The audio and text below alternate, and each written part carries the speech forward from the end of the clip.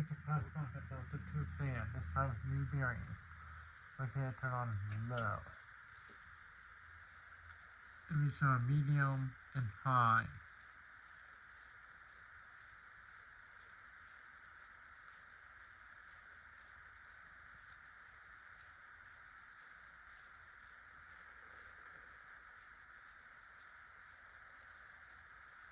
This fan is made September 24th, 1996, and its 22nd unit made that day.